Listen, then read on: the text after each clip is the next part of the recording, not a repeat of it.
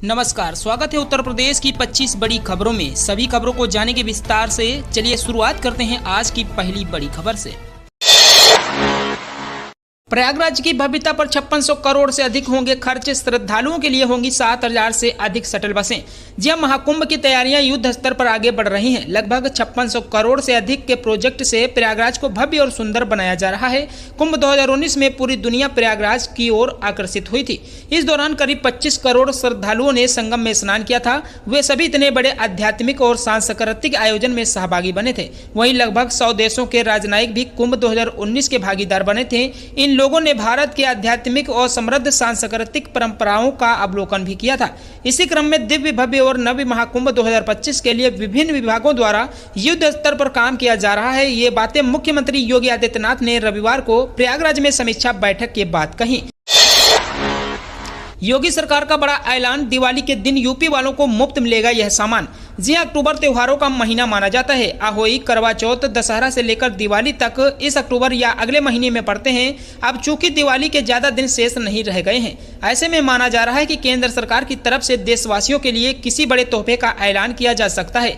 लेकिन इस बीच उत्तर प्रदेश की योगी सरकार यूपी वालों के लिए बड़ी घोषणा कर दी है। योगी सरकार ने दिवाली पर मुफ्त LPG सिलेंडर देने की घोषणा की है। हालांकि ये घोषणा केवल प्रधानमंत्री उज्ज्वला योजना के लाभार्थियों के लिए ही की गई है।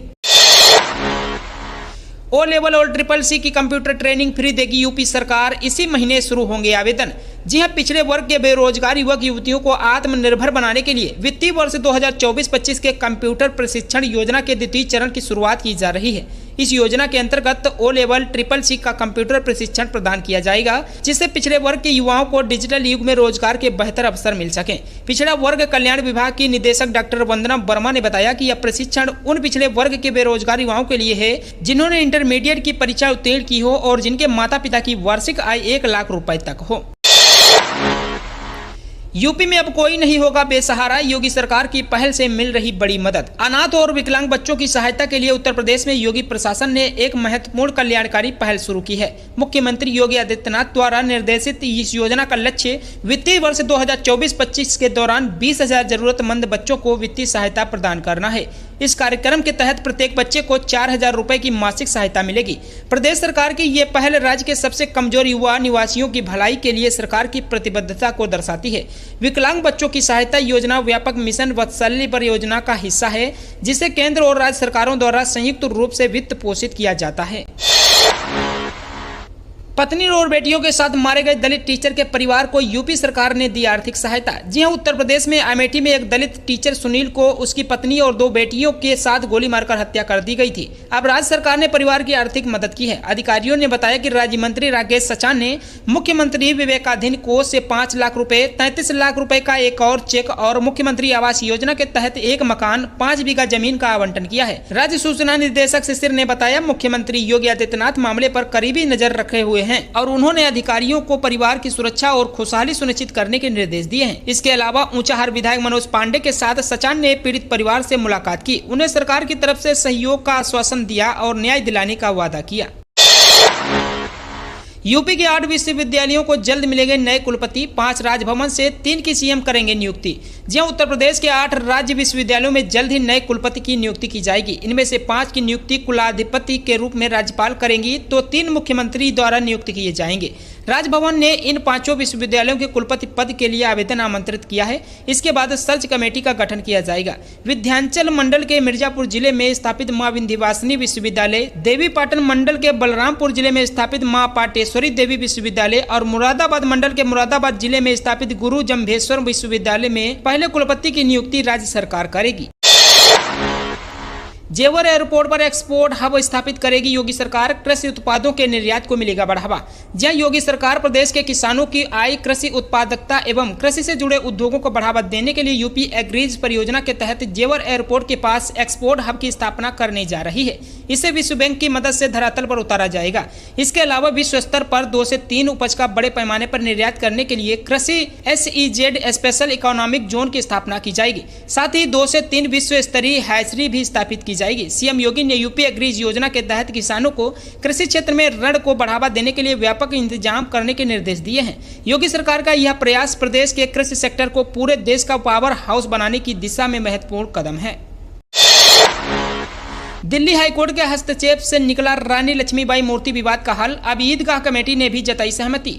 दिल्ली के मोतिया खान क्षेत्र के शाही ईदगाह के पास रानी लक्ष्मीबाई की मूर्ति लगाने से जुड़े मामले का दिल्ली हाईकोर्ट ने सोमवार को निपटारा कर दिया। 7 अक्टूबर को इस मामले में हाईकोर्ट को बताया गया कि मुस्लिम समुदाय की मजहबी भावनाओं का ध्यान रखते हुए ईदगाह की दीवार से 200 मीटर की दूरी पर पार्क के कोने में झांसी की रानी की मूर्ति लगाई गई है। रानी लक्ष्मीबाई मूर्ति के चारों तरफ दीवार भी बनाई गई है ताकि नमाज पढ़ने वालों को कोई असुविधा न हो। इसके जवाब में सोमवार को हाईकोर्ट में सुनवाई के दौरान ईदगाह मैनेजमेंट कमेटी के वकील ने भी कोई आपत्ति नहीं जताई। इसी सप्ताह जारी हो सकती है नई बिजली दर, उपभोक्ता परिषद ने दर कम करने की मांग की। जहां उत्तर प्रदेश में नई बिजली दर की घोषणा इसी सप्ताह हो सकती है। नियामक आयोग ने इसकी तैयारियां पूरी कर ली हैं। इसे देखते हुए उपभोक्ता परिषद ने राज्य सरकार से उपभोक्ताओं का बिजली कंपनियों पर बकाये के एवज में बिजली दरों में कमी का आदेश देने की मांग की है। राज्य विद्युत उपभोक्ता परिषद के अध्यक्ष अवधेश कुमार वर्मा ने कहा कि उपभोक्ता का बिजली कंपनियों पर करीब 33,122 करोड़ सरप्लस निकल रहा है। इस पर टैरिफ निर्धारण की राज्य सरकार सलाहकार समिति की बैठक में विचार विमर्श हो चुका है। उपभोक्ता परिषद के सभी मुद्दों को समिति की बैठक में शामिल किया गया था। इससे साबित हो गया कि प्रदेश में कोई ऐसा कानून नहीं है जो बिजली दरों में वृद्धि कर सके। आस्था का केंद्र बनेगा 6 मंदिरों का शिवालय सर्किट, 150 करोड़ से धर्म स्थलों पर होगा विकास जीर्णोद्धार। जी हां, उत्तर प्रदेश के आगरा में धार्मिक पर्यटन को प्रोत्साहन व सांस्कृतिक विरासतों को सहेजने के लिए मंदिरों का जीर्णोद्धार कराया जाएगा। 6 मंदिरों का शिवालय सर्किट बनेगा जो आस्था और प्रेरणा का केंद्र होगा। पर्यटन विभाग करीब 150 करोड़ रुपए से धर्मस्थलों पर बुनियादी विकास व जीर्णोद्धार कराएगा। वाराणसी व अयोध्या की तर्ज पर प्राचीन शिवालयों को संवारा जाएगा। यमुना किनारे बने बटेश्वर को मंदिर श्रृंखला से लेकर मनकामेश्वर, कैलाश महादेव, फुलेश्वर, वनखंडी मंदिर पर जन सुविधाएं विकसित होंगी। बटेश्वर में यमुना रिवर फ्रंट बनेगा। मिर्जापुर में दर्दनाक हादसा, फूड पॉइजनिंग से एक ही परिवार के 6 लोग हुए बीमार, दादा दादी और पोती की मौत। जी हां दोस्तों, आपको बता दें मिर्जापुर जिले के देहात कोतवाली क्षेत्र के टीकापुर मसारी गांव में रविवार की शाम उड़द की दाल का बड़ा खाने से हुई फूड पॉइजनिंग के चलते एक परिवार के 6 लोगों को अस्पताल ले जाया गया, जहां दादी और पोत्री को डॉक्टर ने मृत घोषित कर दिया। 4 बीमार में 3 का निजी अस्पताल में भर्ती कर उपचार चल रहा है। दादा की सोमवार की दोपहर मंडलीय अस्पताल में मौत हो गई।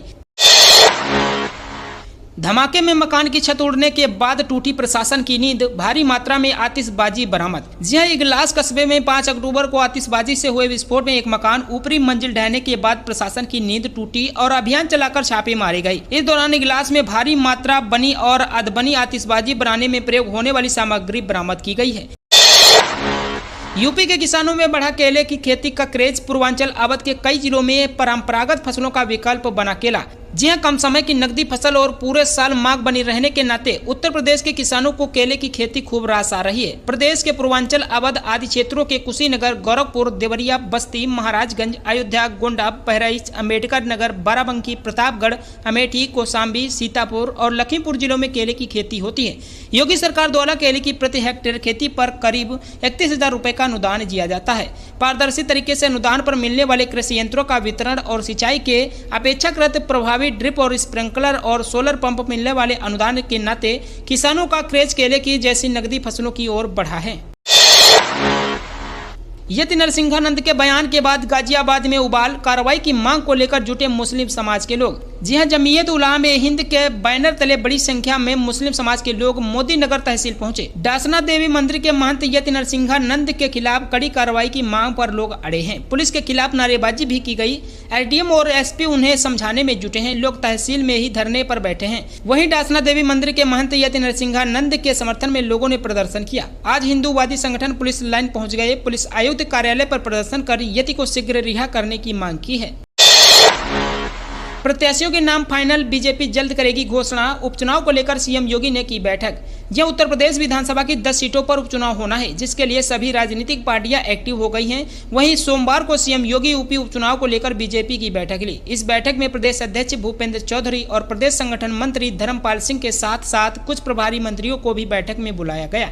इस बैठक में उपचुनाव को लेकर चर्चा की गई। हरियाणा और जम्मू कश्मीर में हुए विधानसभा चुनाव के नतीजे 8 अक्टूबर को आएंगे। इन दोनों राज्यों के नतीजे आने के बाद बीजेपी का पूरा फोकस यूपी उपचुनाव पर होगा।